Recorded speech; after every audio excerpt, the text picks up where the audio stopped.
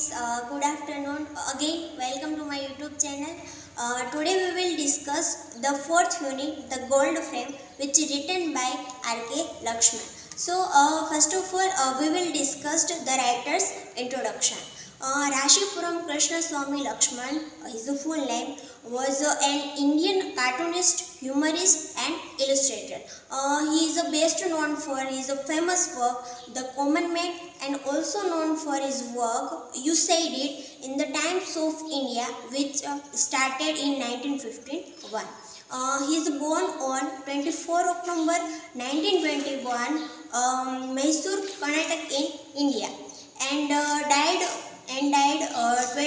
26 January 2015, Pune, Maharashtra in India. So next this unit's characters we will discuss only two characters here. First one is Datta and second one is a customer.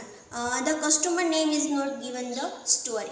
And then next there are so many themes these units. First one is responsibility, deception, independence, human psychology, materialism, workaholic, criticizing the modern society, fake opinions, hypocrisy, presence of mind, and then understanding, superstitions, and selfish, capital and fear. And then we will start our story. So the present story start with Datta, who is the owner of a small shop called the Modern Frame Works.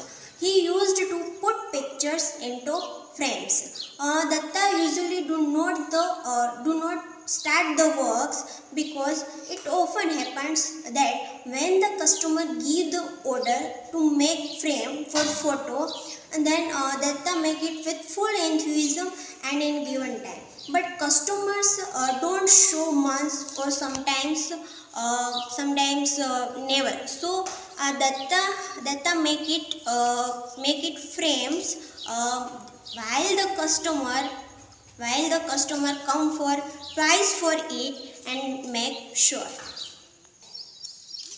One day a customer comes to Datta's shop with a faded picture of an elderly person.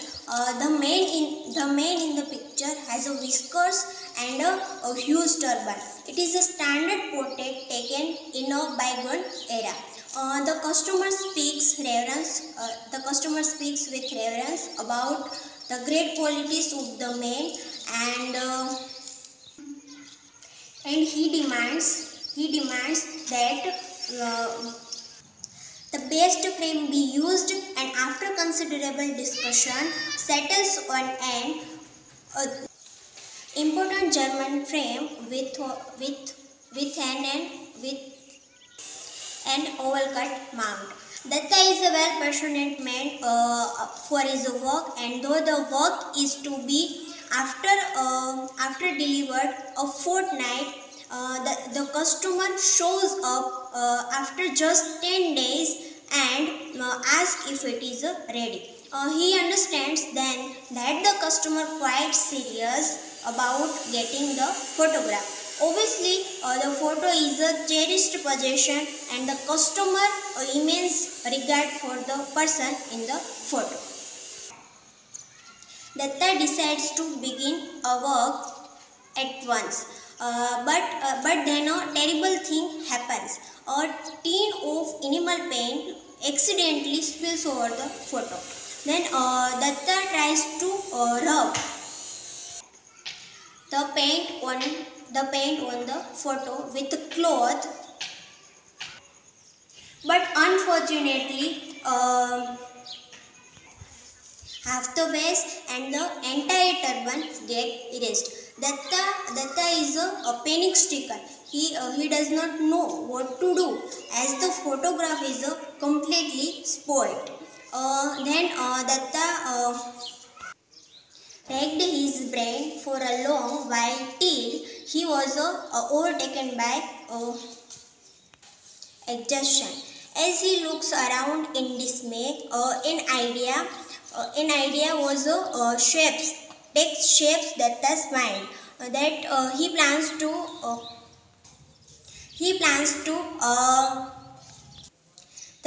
the damaged photo with another photo which is somewhat similar.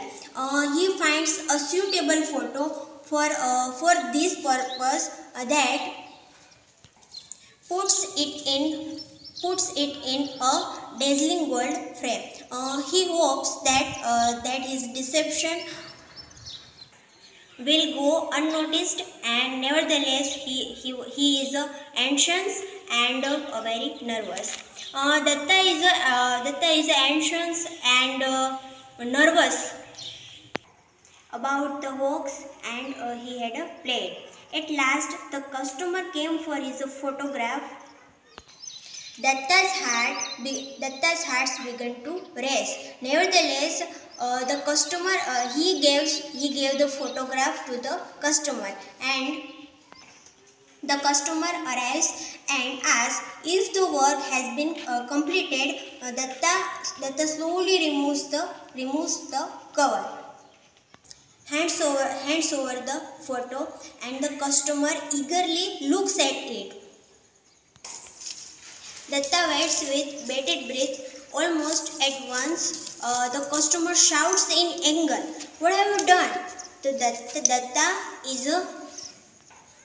Datta fears the worst. He had practiced several times. He would feign ignorance or deny it. If he was accused using a different photo. But before Datta can open his mouth, the customer continues shouting that while he had asked for a oval shape. Now don't deny it. I clearly remember asking for a oval cut mount with an oval frame. Datta had used a square one. Datta realizes then the customer had not noticed to the photo itself was different. He had merely objected to the frame. He relieved that, as he knows that at the most he might have to change the frame, and then